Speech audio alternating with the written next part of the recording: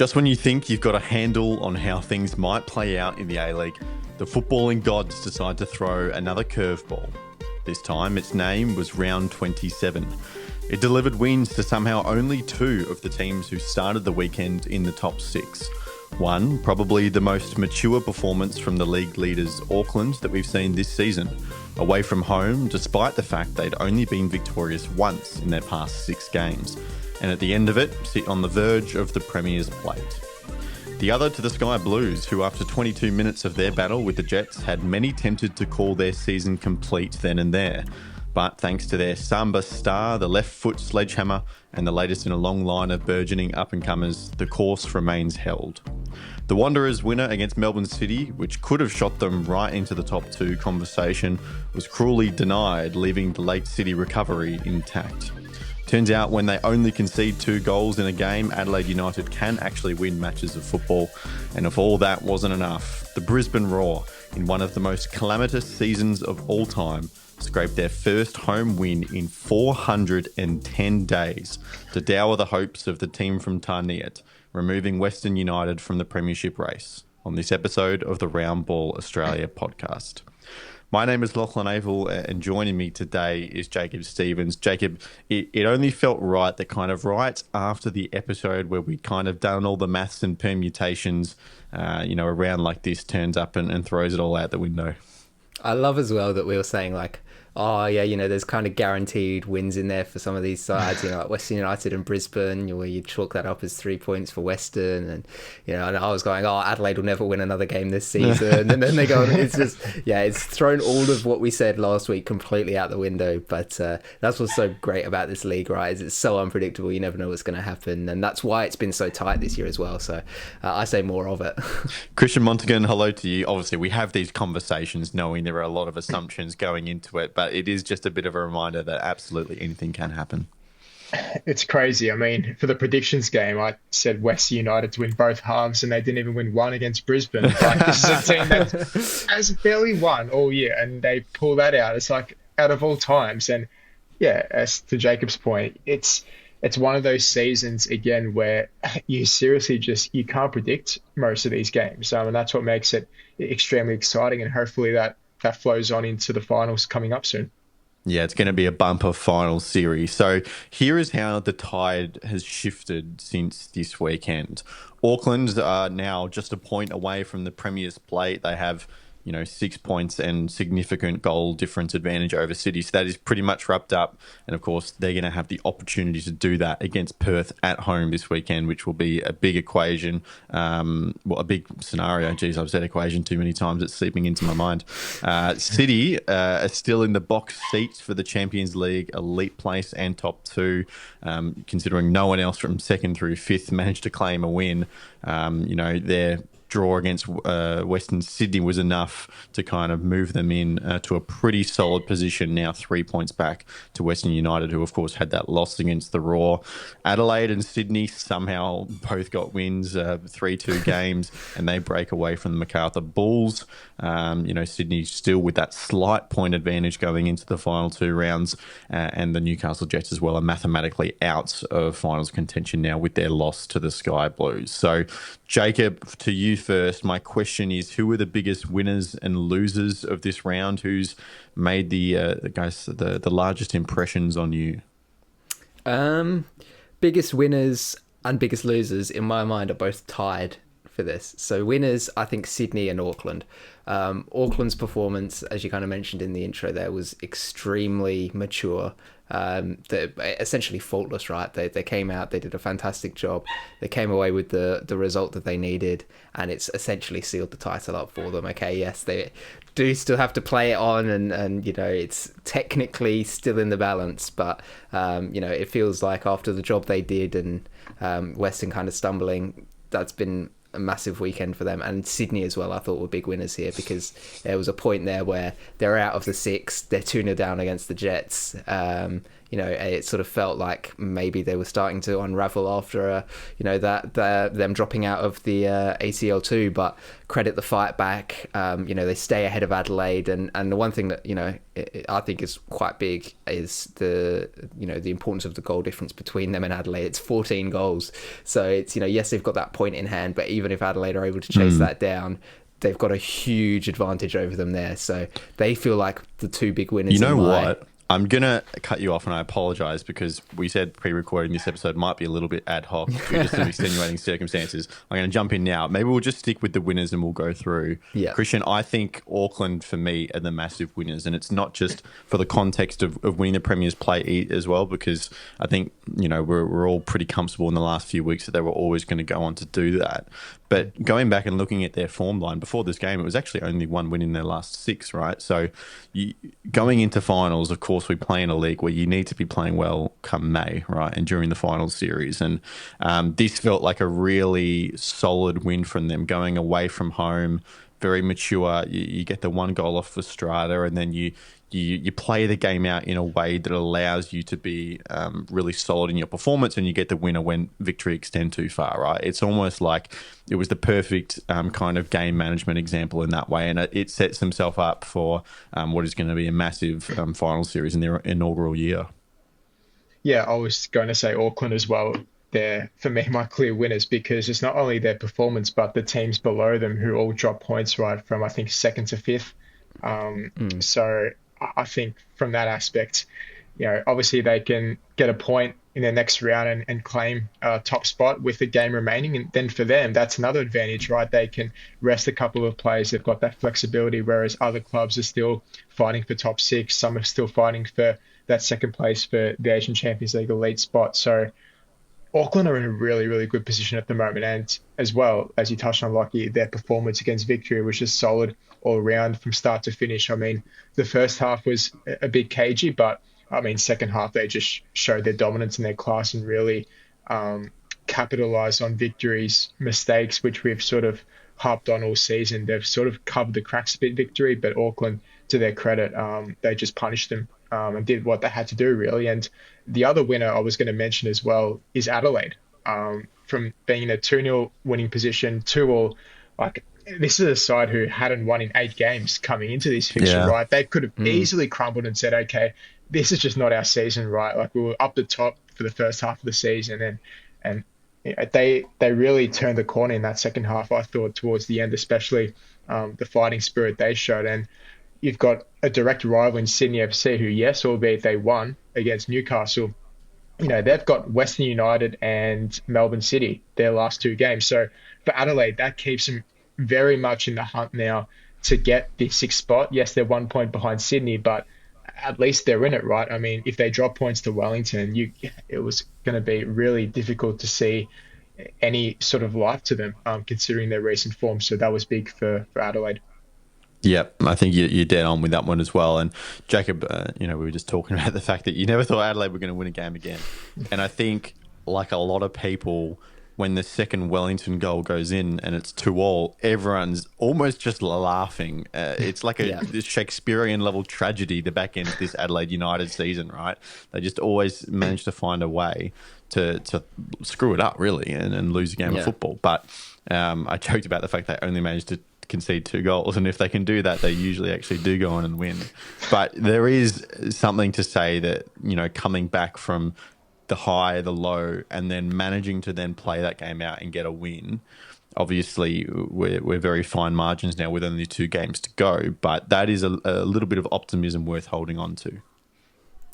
Yeah, and I think that the playing squad and Carl Viet especially were very, very pleased with the result. Obviously, it's been 8 games prior to that. They hadn't won in. They'd been pretty poor at home all season long. But it was a big game, right? Like, potentially Carl Viet's last ever home game. I mean, the only option now is for him to make a really good run and get a home leg in the semi-finals. It was a record-setting night for Isaias. The women's team put on a great performance just beforehand as well, and they're having a fantastic season.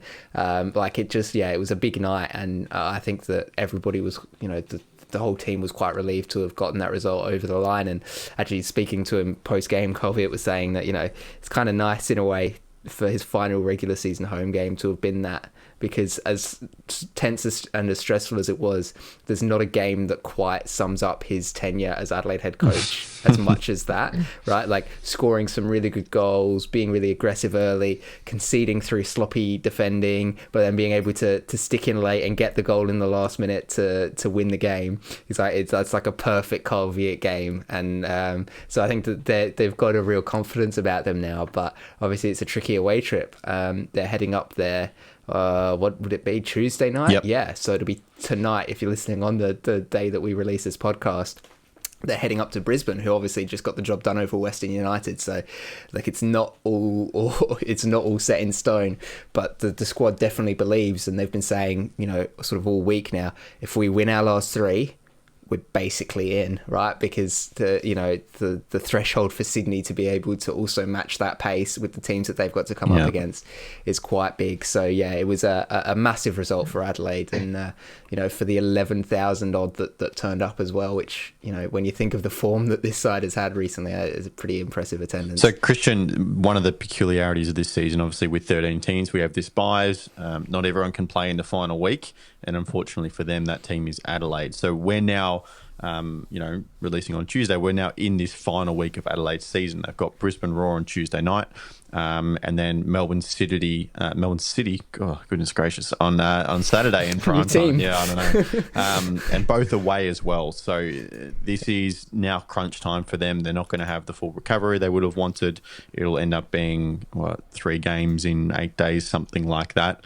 And as Jacob's saying, you know, if they can get that mark of 9 points between the three, then they're probably going to look pretty good. But there's a tough run to finish.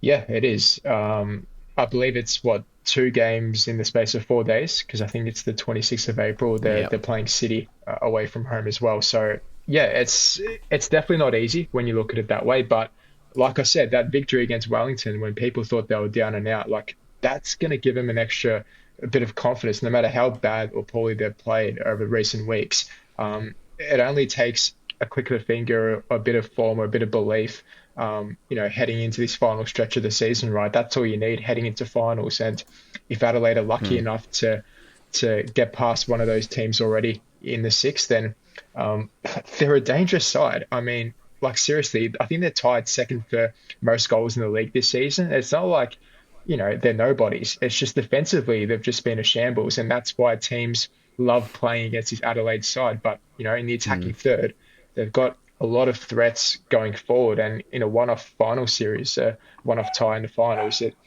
like we said, anything can happen, let alone during the season. So I think massive win for Carl Viet, you know, because although he's leaving, I think he obviously wants to go out on a high, right? I mean, this is a club legend. This is someone who the fans adore. They've really looked up to over the past seasons, despite the ups and downs. So I think for Adelaide, it'd be tremendous for them to at least make finals and send Carl Viet off on the right note. And then, Jacob, I get the feeling we're going to talk a little bit more about Auckland next week, so we won't go too hard on them here. But we couldn't not talk about Alex Paulson and his performance. That was absolutely critical. And I think, you know, for him as a player, he's not getting as many headlines as he was last year, just because, you know, the Auckland defence has been so strong and he's been protected so well. But again, in this game, he's proving, at least for me, why he is clearly the number 1 keeper in the league. We saw Steve Corica come out and say, almost like despondent in the fact that they've just got no chance of keeping him next year because he's shown his quality so much, and he's on the books at Bournemouth. We know this. Whether he, you know, goes and plays Premier League football, that's a bit of a stretch for maybe in one season, but it is clear to see that he's above A-League quality. You know, that reflex save to deny Virgos when it was still 1-0. You know, the recovery over to the far post for the Nishan Volupale chance as well. It was offside in the end, but just oozing quality, Alex Paulson. He's done it consistently for 2 years now. Yeah, and in a season as well where goalkeepers have had the spotlight, perhaps not for the right reasons. He's been just Mr. Reliable, right? And we've not had to speak about him because he's not put a foot wrong. So, there's been no need to speak of him.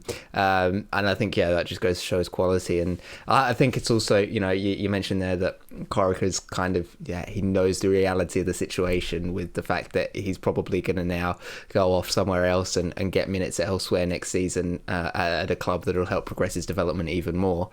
But that's the reality of the league that we're in, right? Is that it's sort of becoming this stepping stone in a way for players. And, if they perform well, that those opportunities are going to arise, especially with, the boost in recent years that a lot of the overseas transfers have had on, the market of Australian footballers and sort of how they're viewed elsewhere overseas. It's, there's rising stocks in Australian footballers now. So if you do have a good season, there's going to be those opportunities that open up, and it's going to be more difficult for clubs to keep those players around. But I think, that just speaks to his quality as a player. And, it's one of those things I think that's contributed massively to their record as well this season, right? Obviously, defensively, they've been very good. So he's not had to do a huge amount of work like necessarily he did at Wellington last year, where he got a lot of plaudits for his efforts because he was doing fantastically well. This year, his defensive backline has been even better than it was last year, so he's had even less to do, and yet he's still, he doesn't let that get to him, right? He doesn't get complacent, he doesn't make mistakes and let things seep in. So look, they just seem like such a well-rounded squad, and defensively are very, very difficult to break down. And large part of that is the fact that between the sticks you've got somebody who can do just about anything and reach just about any area of the net and stop it going in. So it's awesome to see a player of his caliber in the league again. Bit of a shame it's not still with Wellington, but it is what it is, and it looks like he's set to lead them on now to this Premiership title. That save towards the end, I think about 5 minutes to go, that Virgos header. I think people underestimate how great of a save that was. Like when it's the ball skidding on the ground like that for a keeper, that's one of the hardest saves you can make, especially from close range, right? Like if the header's going straight in the air, that's usually a bit easier for a goalkeeper to save. Like Will can speak on it a bit more being a keeper himself, but I think that save right there, that just showed his quality just in that split snapshot. He's just been tremendous for Auckland, despite not making as many saves as last season, obviously, but he's still a very integral part for Auckland. Another member of the Goalkeepers Union that we should mention as well, Christian, is Andrew Redmayne. He was celebrated by the club on the weekend. Sydney FC, another one of our winners for this round. We know that his stint at Sydney FC will come to an end at the end of this campaign, and one that, as we said, many would have been tempted to say was over very early into this match. But yet another game, and you can speak to Redmayne and this as well, that they've just relied on individual prowess to get them out of sticky situations.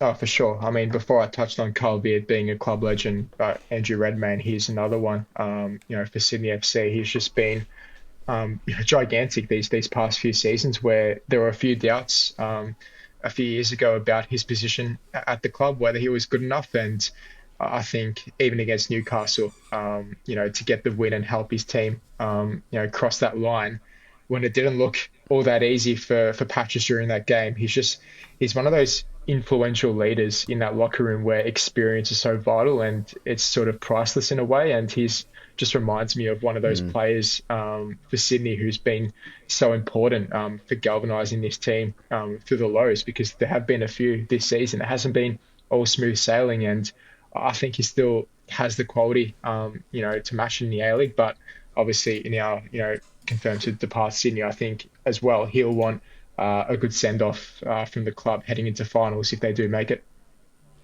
For sure. And then, Jacob, on the game itself, right? So you've got Douglas Costa, who's, just a wicked strike at the near post, Adrian Segicic, who, interestingly, like we've kind of noted he's been shooting a lot in recent weeks. I think it is very clear now he's been given the license from Ufuk Talay to do so. And pretty much as soon as you get in the zone, you're on your left foot, like just take a shot, because things seem to happen when he does that, right?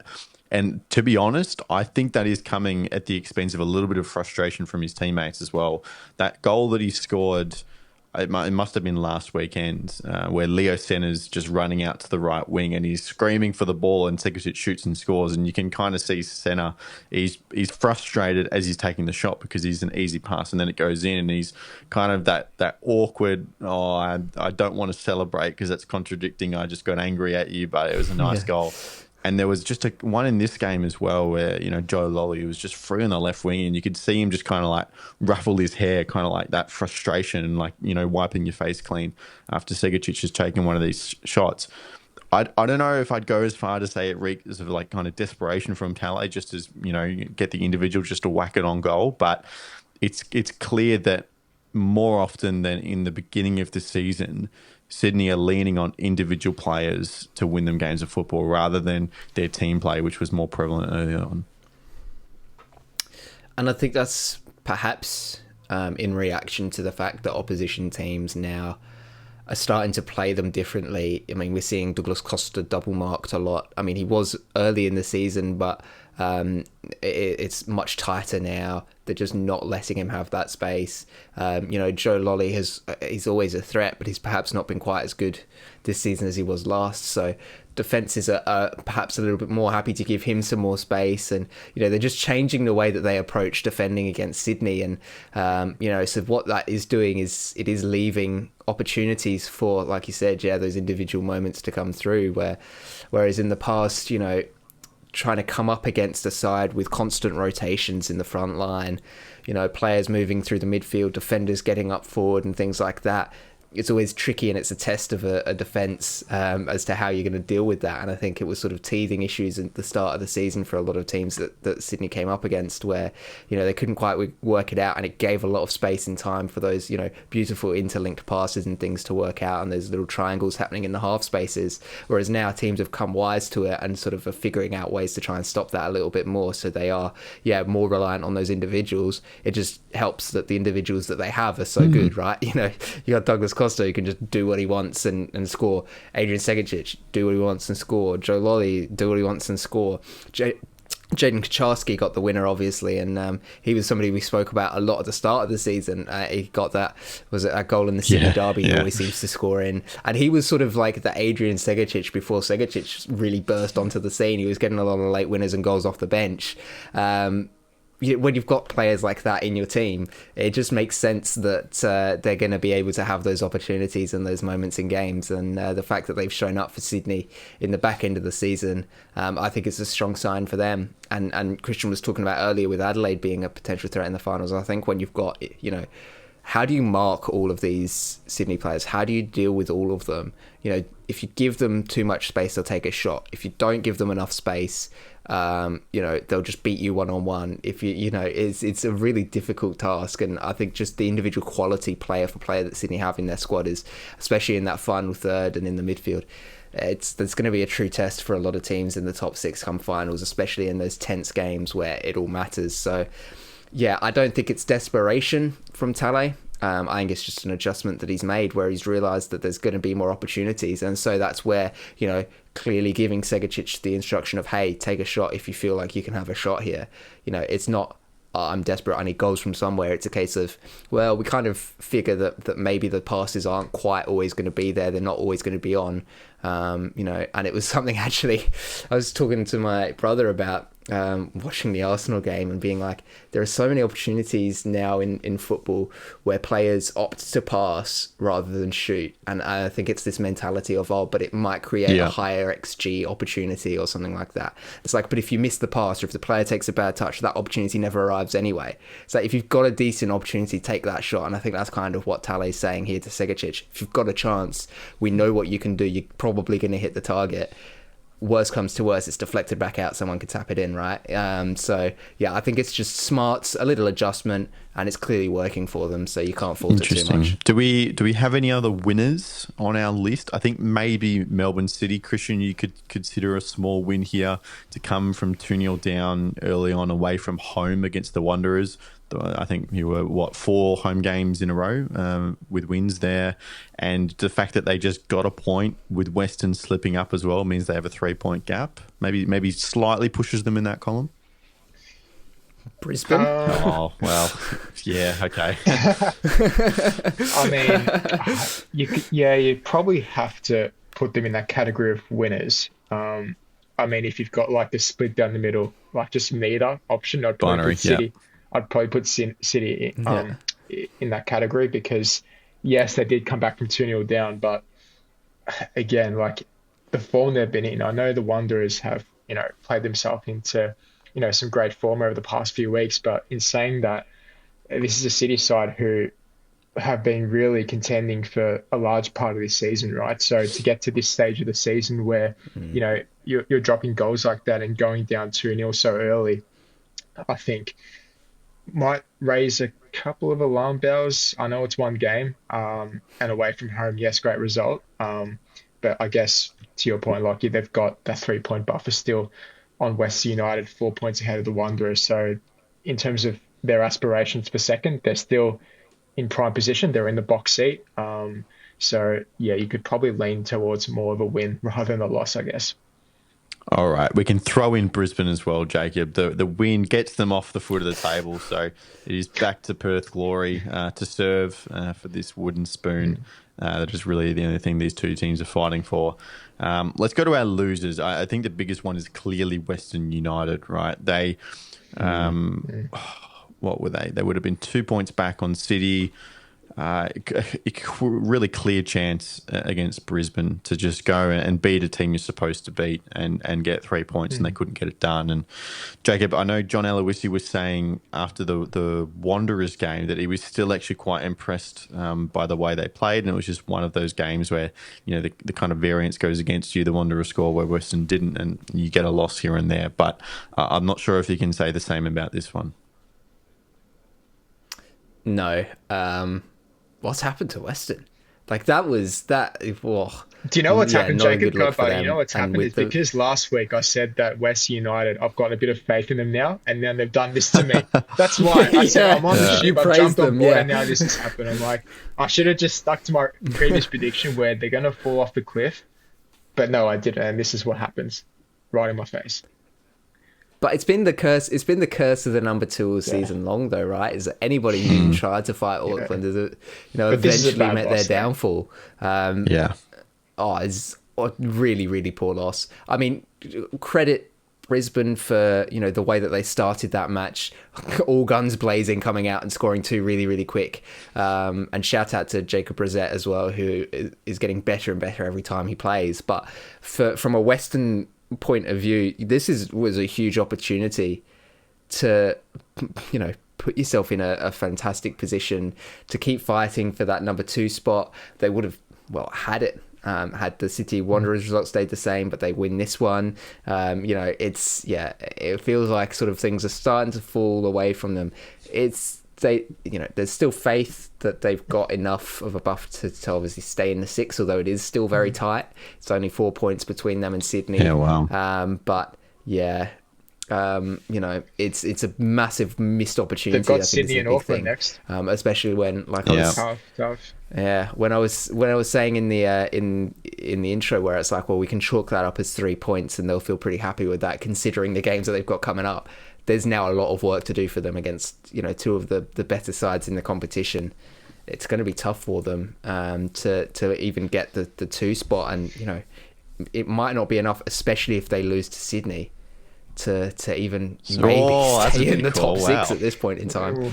That's a crazy call, but just the way that it's fallen, not even getting a point that's a huge. I mean, Christian, this is an interesting idea to kind of like step back, because obviously our bubble, we're trying to kind of compartmentalize these conversations, and we've been talking about Western United, the Wanderers, even Melbourne Victory is kind of they're wrestling around the 3 and 4 for the home elimination final, maybe even second, but inside the four walls, all these teams are going into this weekend knowing that they're not mathematically secured in finals. And I guess probably for them, when they're going into a team meeting right before a game, that is their main concern, is that they want to be playing finals football. Yeah, for sure. 100%. You can see on the table right now, it's just extremely tight and there's just really nothing to give. I mean, for example, if Sydney beat Western United, which is highly possible this next round coming up, Sydney are what, 1 point behind Western United, and then you've got the Wanderers and the Victory 1 and 2 points behind them respectively. Like it's just crazy how tight it is. And then add that in with Adelaide playing Brisbane. So then Adelaide can be 2 points behind Western United. And then you've got one round remaining. Western United Yeah. play Auckland. Like, I'm just putting this all on paper now. Like, Yeah. theoretically, like, there is a real possibility that this could really blow up in their face. And it'd be a shame because of the football that they've played. You can say that it'd be undeserved if they don't make finals, considering all of that, because there was such low expectations, right, coming into the season. But at the same time, if you don't make the six, you don't make the six, right? You don't deserve it. You've done something wrong somewhere down the line. And I think it's, like I've said throughout the whole season, it's going to be this bit of inexperience heading into this final phase of the season where I think they can really get unstuck, because games like Brisbane, they've obviously been over complacent, right? I mean, they've got so much quality. They should be playing Brisbane off the park with the football they've been producing under John Aloisi this season. So it's a bit of that. It's a bit of not being able to control the match at certain points. That all comes down to experience, right? They do have a couple of leaders. You know, you've got the likes of Garuccio and Ibuzuki, right? They've sort of been there, done that. They've got that bit of extra experience. But overall, this is a pretty young side, right? So I think these next two games against two highly quality sides, you know, basically the two favourites, or one of the two favourites heading into this season, yeah, it's going to be very, very nervy if you're a Western United supporter. And then the other obvious kind of loser to talk about, Jacob, is Melbourne Victory. This is a game that maybe they weren't favoured to win. I don't know. The line was probably pretty close on it, but you know, it's points dropped in a very crucial part of the season, right? And you know, top two is pretty much gone for them now, I would say. You know, just because the team's above them and the opportunity for others to pick up points. But they didn't look horrible. Look, Nish and Daniel both had chances. You got Virgos up top as well, who of course had that header denied. It felt like they put a good account of themselves. Obviously, the loss of Ryan Teague was a big blow, having to push, you know, Mashash back down. So a little bit of team kind of influence there as well. But, you know, you look down the list and, you know, two teams have dropped games, lost games in that top six. And as we keep saying, it's about having the right form going into finals. So they get to play the Bulls and the Jets, who, you know, have not been weak opposition in recent months. So they really have to take this opportunity to steady themselves before heading into what is very likely going to be an elimination or final first up. Yeah, I think the thing that kind of marks them perhaps as losers the most is the fact that it still kind of demonstrates that there's a level that they still need to reach to be able to really compete with those top sides. Like I said, they gave good account of themselves, yes, but we were, you know, praising Auckland before for the maturity that they showed in that performance, and I think it's telling that Victory couldn't, you know, match them, you know, minute for minute, second for second on the pitch, and you know, be able to at least come away with a draw and say, you know what, we know that we can, you know, if, you know, things go our way, or you know, we just put in that little bit extra that we can beat them.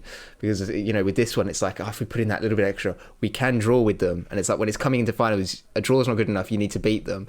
So I think it's, you know, perhaps that's where my mind goes immediately, as them being losers, is that it shows that maybe there's still a level that this squad needs to take a step together to be able to push themselves to that next level, to be real contenders.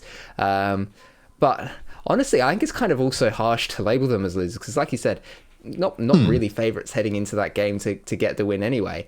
You know, and they did, put in a decent-ish performance and things of that sort. Honestly, I think Wanderers may be a slightly bigger losers than the Victory from last round. They're, you know, massive opportunity to jump up into third spot that they couldn't get done. Obviously, a draw isn't the worst result. But it also means that City have stayed, you know, the same distance from them, you know, whereas a win, they'd have been 1 point, you know, they'd have been right behind City, ready to take them on for second spot. Now it sort of feels like things have just held station a little bit, and we're talking about missed opportunities for Western. Maybe it's a missed opportunity for the other Western side with Western Sydney, where, they're you know, it wasn't enough to get the job done. And that means that now, rather than fighting for second spot, they'll be looking at third instead. You know, and that's, you know, a bit of a disappointment for them, especially when heading into heading into this round, they would have viewed a chance, to take 3 points against City. That's a 6-pointer for them. So yeah, Wanderers and Victory, I can see sort of as both as losers, I suppose. Who's your pick out of those two, Christian? It's tough. I mean, if you take the context of the 90 minutes already being played, you have to say the Wanderers, right, being in a 2-0 winning position at home, it's like that was your chance begging and you've blown it, right? Whereas if you're taking it before the match started, I'd say Victory slightly, just because of the remaining fixtures. They've got MacArthur and the Jets coming up, their last 2 games. You think to yourself, you pinch a point or you beat Auckland, which I think, yes, it's a tough ask. Auckland have been tremendous all season, but Victory, you're telling me they don't have a chance to beat Auckland at home. Like, they do have the talent. I mean, that's evident, right? It's no secret. So you say to yourself, if you win that game, you've got Auckland and the Jets. I mean, that's basically second place nearly wrapped up. You need to have other results and like a City going perfect. Like, that was your chance right there. So I think you can look at it both ways. So, I mean, yeah, it's tricky. But at the same time, you're right in the point that Auckland were always going to be favourites. Their form, the way that they were playing. I mean, it was very difficult to see anyway for Victory to sort of get something if they were playing below par. And I thought that second half, it's just these little split-second indecisive moments or these poor decision-making, like for the second goal, playing out from the back when you don't have to. Miranda just playing a ball that's not on, just trying to rush things, right? Where you've got a minute to go, you're 1-0 down, you're still in the game. And then they sort of just throw away the game like that. It just goes to Jacob's point, where I just think they're not quite ready to compete consistently with those big clubs, but at the same time, they've still got that talent available at any given day in finals to beat any team. So it's weird. Yeah, that 1 and 2 from our majority of our preseason predictions, sitting in 5th and 6th at the moment. So there is definitely a level of frustration both with Victory and Sydney FC fans, because there is clearly potential there that is not being realised. Just some off-field stuff for the Victory. Now, you may have noticed, just like the Adelaide United game a few weeks ago, that a section of the leadership of the North Terrace was absent from this game. This time, it was forcibly. Now that we've learnt that Simon Hill is reporting 8 bans have been issued to people, we should say.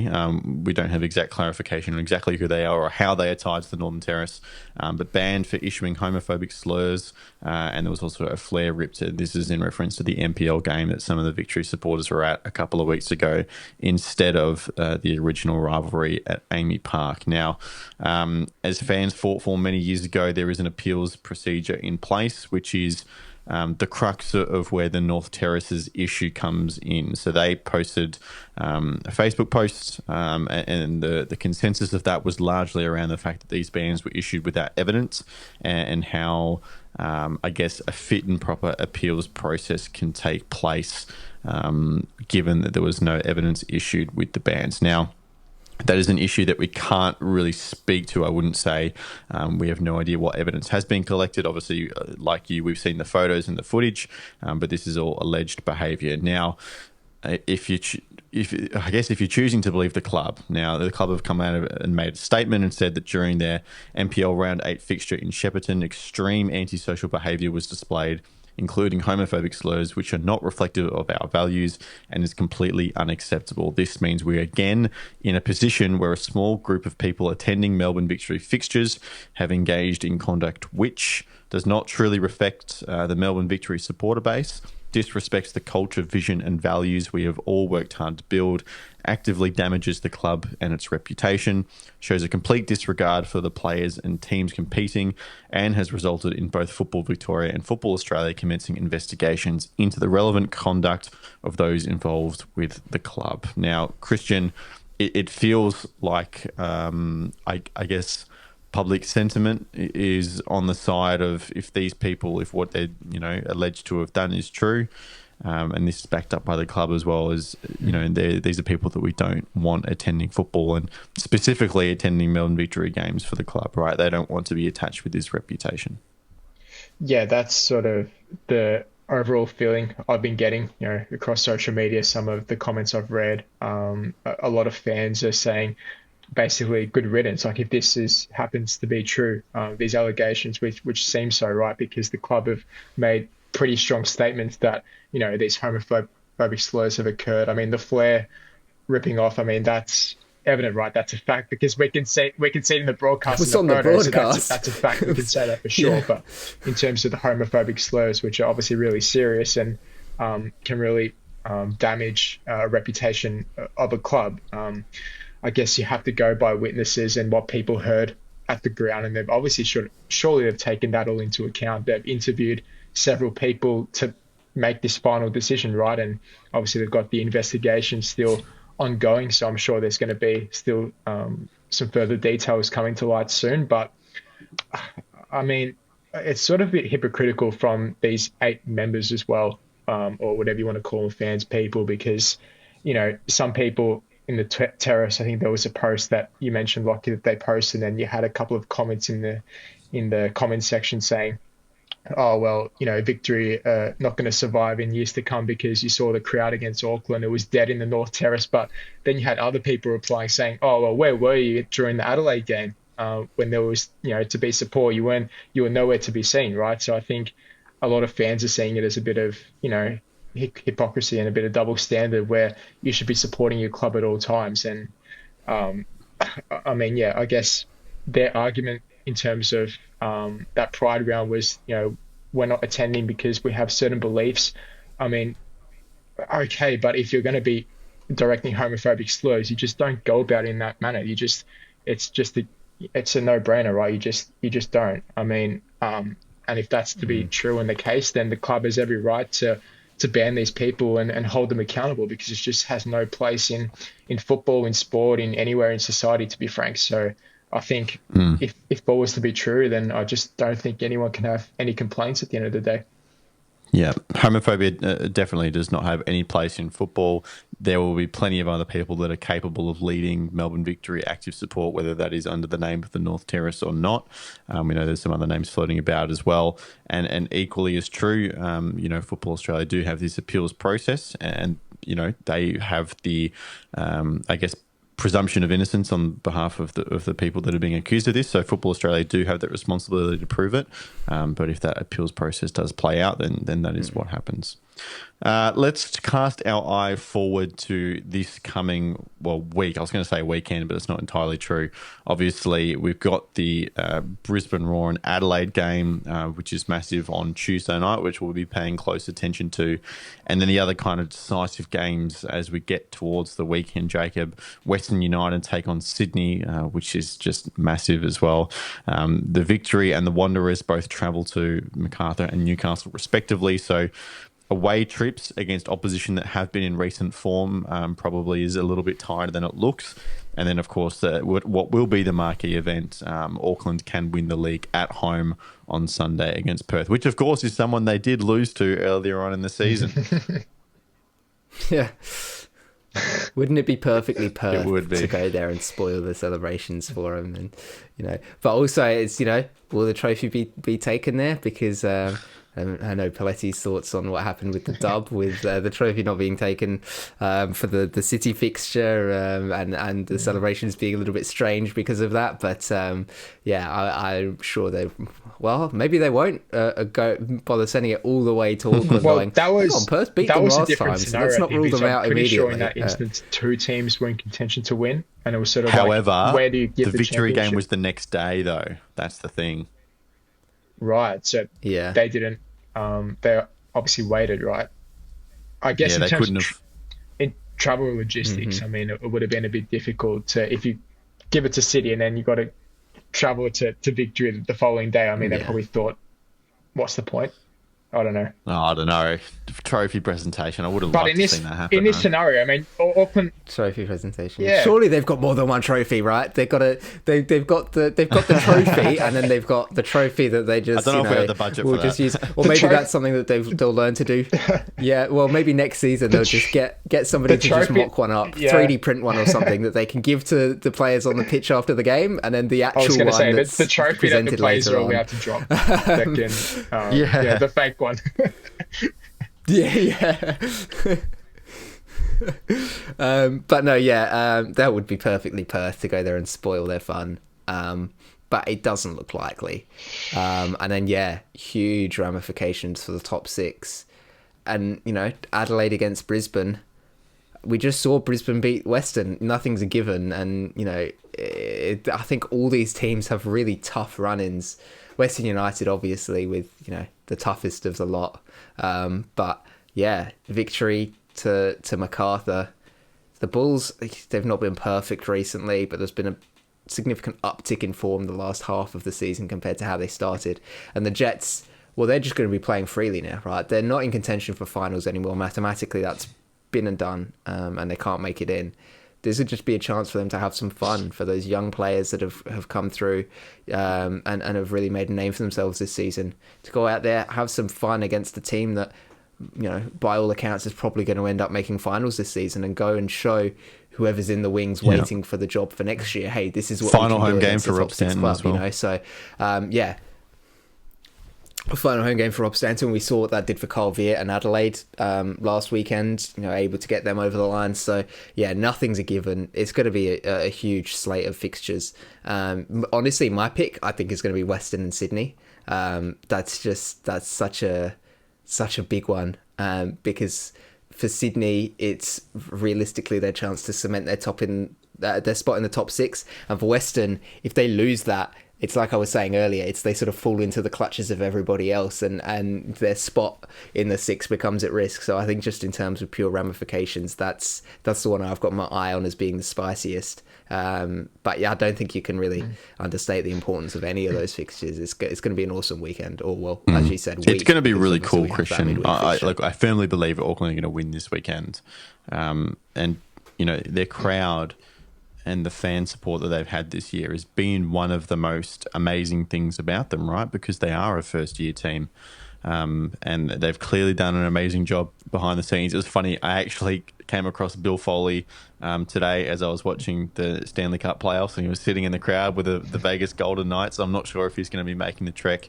down to Auckland to watch them win the Premier's Plate this weekend, but just the way that he's come in, and he's obviously built a very good team around the football club. He's said on multiple occasions he doesn't have a very active day-to-day role in the club because he's gotten really good people around the football club. So what they've done, not just on the pitch, but off it as well, to garner the support of the local community, it's going to be really cool to see that rewarded this weekend with what is very likely to be a Premier's Plate lift.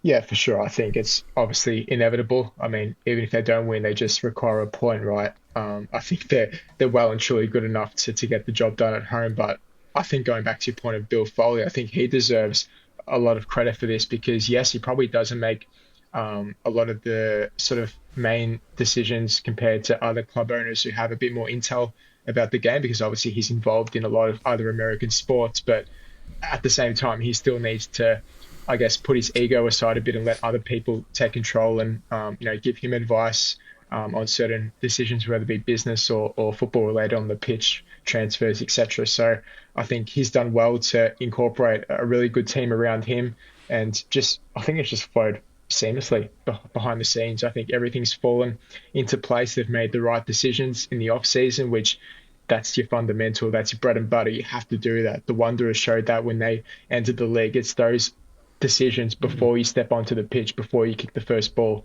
that's going to really set the trajectory, at least for your first couple of seasons. And for Auckland, they've got a lot of great foundations now, not even for this season, but for a few seasons ahead. And I think hiring Steve Corica, who's been there, done that experience, that's added another sort of element for Auckland to sort of push for top spot, which they'll definitely get. And then for finals, if they can, hopefully, for their sake, pinch the championship. So, yeah, they're in a really good position, and it's just great to see, really good fan turnout week in, week out.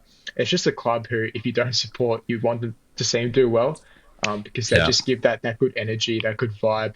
And it's just great for the league, great advertising, great marketing. So, hopefully they get the job done against Perth.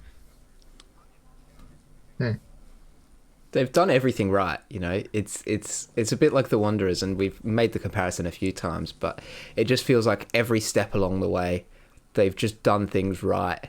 And even when things have seemed a little bit weird, like, you know, the whole announcing Alex Paulson before the Caceres rule was officially overturned and stuff like that, somehow they've managed to just almost make us forget all of that, and just by the way they played their football and the way that they've been run, the support that they've had all season long. Their fans have been fantastic. They've travelled, you know, we talk about how expensive travel is within Australia. They have to travel internationally for most of their games, and they still turn up in big numbers. Like, it just every step along the way, they've done things right. It just feels like this final step of just securing the Premier's plate feels like they can't really not make that right step, given how everything's gone for them this season. But I think it's, you know, it's a credit to common sense. It's a credit to good decision making. It's a credit to, you know, the right sort of expansion that we want in this league, where they've identified a market that's desperate for football, that's going to get around it. They've found, you know, owners who have experience in football. You know, I'm not a massive fan, as we know, of multi-club ownership, but Bill Foley, he has experience in high-level football. He's got connections. They've gone about things in the right way. It's really difficult not to like them. And I think a lot of us were feeling the same way about the Wanderers when they came in. So, you know, all it's going to take is for them to really start to develop some rivalries. I'm sure Wellington fans have their feelings about Auckland. But I think for most of the mainland Australia teams, there's still a bit to come. But I think if they continue to perform like this, teams will start to envy them, and that'll seep in, and maybe opinions will sour a little bit. But so far, they've done everything right. And Christian, like you said, it's 100%. While we're looking forwards, of course, we're heading into finals for the A-League women's competition as well. They wrapped up their regular season on the weekend, which Christian secured Melbourne City's, I believe it's their third invincible season in their history, which is crazy. Of course, the last two were in like 12-game seasons, something like this. So this is definitely the most impressive one. But 23 games without a loss. They are the first women's team in Australia to ever have had the privilege to attempt a treble, and they've picked a very, very good year to lock the first one up with an invincible season, and they've just got a couple of finals games, and then they're in the semi-finals of the Women's Champions League as well to go.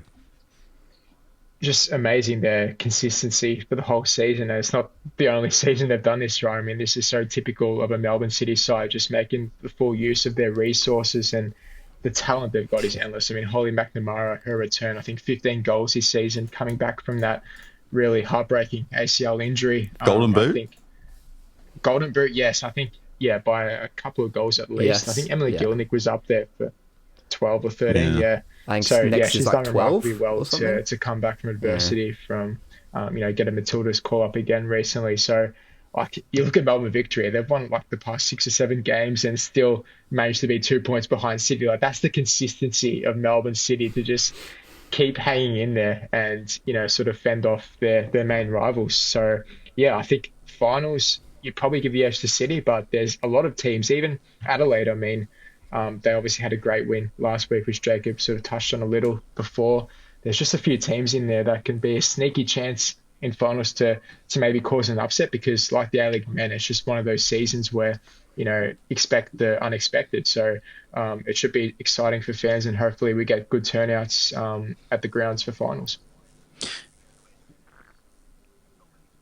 Well, and even where City have like dominated the regular season and they've won the premiership, Exactly. they've not always necessarily been faultless in the finals series. So it's, there's a massive opportunity there. They're yet to really go on and absolutely dominate a final series like they have done in the regular season. So, I think it's spot on there, Christian. There's some teams that'll be looking at that with, perhaps a sense of opportunity. But they're not invulnerable. They're invincible during the regular season, but come finals, just takes one or two moments. It's absolutely and ridiculous that you can have invincible them. seasons and not win the premiership before the last day, right? Like, it's crazy. You brought it up from the opposition angle, Christian. Yeah. But it's credit to Melbourne Victory to have just stayed in touch with them for so long, despite losing 2 games on their own. So they obviously, the 2 Melbourne teams go into the final series as favourites.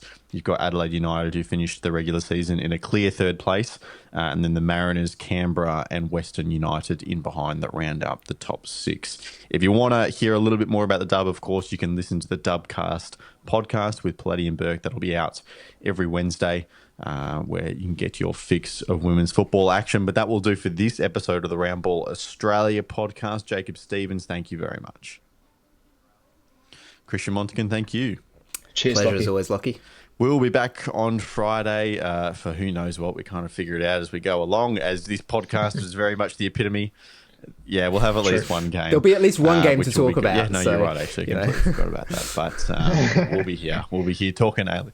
Talking A-League football. We're just talking about it and you've forgotten. But we appreciate your company very much. We appreciate you coming in and talking football with us. But we'll see you on Friday. Goodbye.